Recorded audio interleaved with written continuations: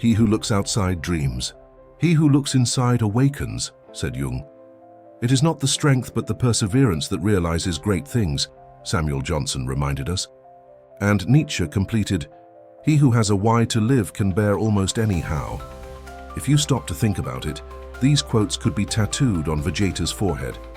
Because deep down, he isn't just an anime character.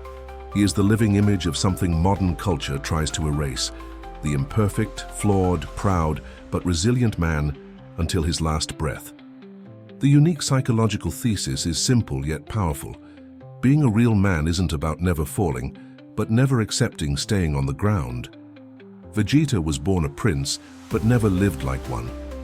As a child, he was torn from his parents' arms, used as a weapon and molded by violence. He had no childhood, no tenderness, not even the right to learn what vulnerability was. He learned to swallow his tears, to be silent in the face of loss, to replace affection with brutal discipline, and to confuse love with weakness. While other boys heard bedtime stories, Vegeta was taught that sleeping was a waste of time and that feeling was forbidden. And perhaps that is precisely why so many people see themselves in him. Because Vegeta isn't just the Prince of Saiyans. He is the reflection of the modern man, pressured, wounded, proud, but with no other option than to keep going. Goku is the chosen one, fate's favorite, the one who always gets lucky, always finds someone to teach him, always has a miracle at the last second. Vegeta is not. Vegeta is the rejected one. He's the one who always arrives late, who never gets applause, who trains more, gets beaten more, and still keeps going. But of course he has flaws. And they are enormous. Vegeta is explosive, arrogant, often self-centered. His pride has led him down dark paths. His obsession with surpassing Goku made him take reckless decisions, like when he gave himself to Babidi just to prove to himself that he was still the strongest warrior. How many times have we seen pride blind him? How many times has his need for validation made him lose battles before they even started? The Vegeta who laughed coldly on Namek is the same one who believed he would never need anyone, the same one who confused coldness with strength. And yet, that is where his greatness begins. Because his flaws do not define him. On the contrary, they are the internal battlefield where his true virtue blossomed. Vegeta is arrogant, but he is loyal. He is proud, but he is a protector. He is harsh, but in a twisted and silent way, he is also loving. He is not the perfect man, but he is the man who does not give up. He is the one who falls and gets back up, who loses but returns stronger, who even knowing he might never surpass Goku, keeps training as if it were possible. And this changes everything. Because Vegeta never trained to be a hero. He never wanted to save the world out of kindness. He trained for honor, and that word honor no longer fits into the vocabulary of our time. But in Vegeta, honor pulses stronger than any Kamehameha. Honor isn't about glory. Honor is about continuing even when no one is watching, even when there's no applause, even when defeat seems eternal. This is Vegeta's strength, the capacity for change. The man who started as a villain became a husband. The prince who saw feelings as weakness became a father. The warrior who believed that only violence could solve problems learned to sacrifice himself for his family. He didn't learn to say "I love you," but he learned to show it with actions. Vegeta is the living scar of a masculinity that can't afford to break. The masculinity of the man who suffers in silence, who bleeds but still gets up to fight. While Goku shines as the chosen one, loved even by his enemies, Vegeta remains the shadow that never fades. He is the one who looks sideways and sees someone always 2 steps ahead and still doesn't surrender. Think about how many times he fell to his knees before Frieza, Cell, Majin Buu. How many times life rubbed it in his face that he was not the protagonist. But unlike so many modern characters who evolve for free, out of plot convenience, Vegeta bled. He fell, was humiliated, lost his people, lost battles that seemed definitive, but he kept going. And that persistence isn't just stubbornness. It is resistance. It is perseverance. It is that silent voice that says, "I will not accept being defeated by life." That is why a superficial reading of Vegeta as merely arrogant is shallow. Because behind the haughtiness there is a rare kind of humility, not the fake theatrical humility that bows its head to be applauded as a good guy, but the real humility, the one that recognizes I am number 2. I am not the best, but that won't be a reason to give up. With every defeat, Vegeta doesn't run away, doesn't make excuses, doesn't point fingers. He responds with training, with sweat, with discipline. It is pride, yes, but pride with a purpose. And if you stop to think about it, this is exactly the pain of the modern man. The one who wakes up tired every day but gets up and goes to work. The man who comes home with a broken body and a heavy soul, but puts a smile on his face for his children.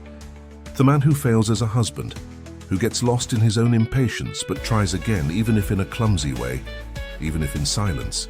Vegeta is the perfect metaphor for this invisible man, the one who carries the world on his shoulders and still hears modern culture laugh at him, call him fragile, toxic, outdated, but look closely. Isn't this exactly the type of man who sustains everything? Isn't this the type of man who, even wounded, even humiliated, keeps the invisible structures everyone depends on standing? Vegeta is the living scar of this masculinity that society rejects, but which continues to pulse. He is the man who can't afford to break, the one who suffers in silence, who doesn't vent, who doesn't have time to be a victim because life doesn't give him that chance. And that is precisely why so many men see themselves in him. Because almost no one is Goku. Almost no one is born with natural talent, with luck, with life opening doors.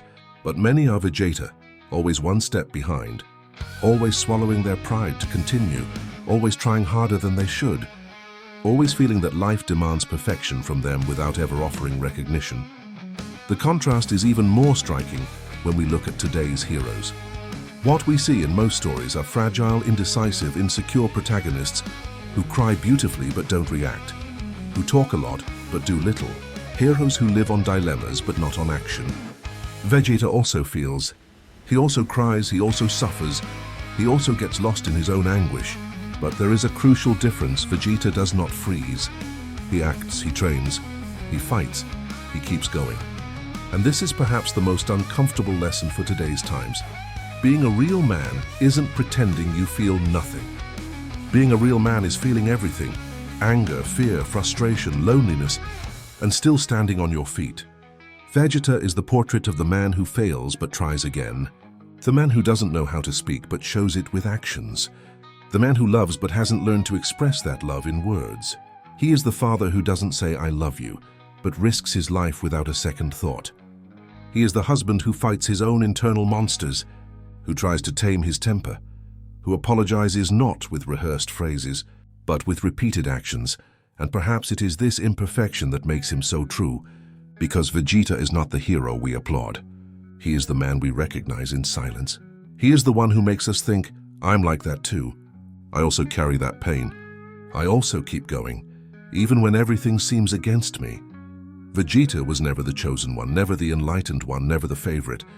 And precisely for this reason, his journey is so impactful, because his evolution was born not of miracles, but of falls.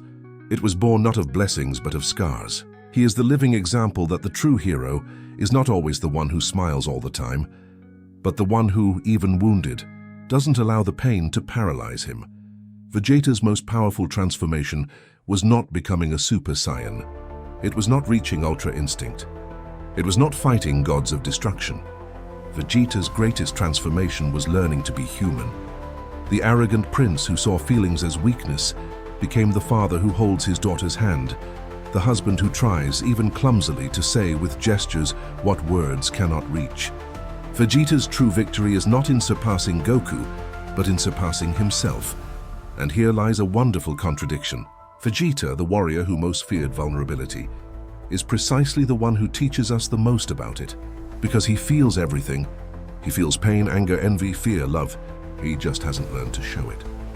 He is the portrait of the man who cries on the inside, but dries his tears before anyone sees. The man who was never given space for fragility, but who deep down wishes to break the cycle and offer his children what he never had. Think about how he looks at Trunks. It's not just fatherly pride. It's a silent apology. It's the recognition that he doesn't know how to be affectionate, but that he will try in his own way. It's the confession that the brutality he received cannot be passed on. Vegeta is the daily struggle of every man who wants to be better than his past, but doesn't know exactly how. And here is the uncomfortable truth. The modern world would mock Vegeta. It would call his posture toxic, his pride fragile, his discipline outdated. But the reality is that the world only keeps going because men like this exist. Men who get up early even when exhausted. Men who swallow tears because everyone depends on them. Men who in silence carry more than they should but continue. This invisible masculinity, which doesn't appear in speeches, which isn't sold as a virtue but which is so necessary, finds its greatest representative in Vegeta. And deep down, this is the reason Vegeta is so loved. Because in the real world, almost no one is Goku. Almost no one has the luck of being chosen, of being born charismatic, of having the universe conspiring in their favor. But many are Vegeta. Many know what it's like to be cast aside, what it's like to always be one step behind, what it's like to have to prove your worth every day with no guarantee of recognition. Vegeta is the mirror of that man who has no applause, but has courage. And when we think about who truly inspires, the answer is surprising.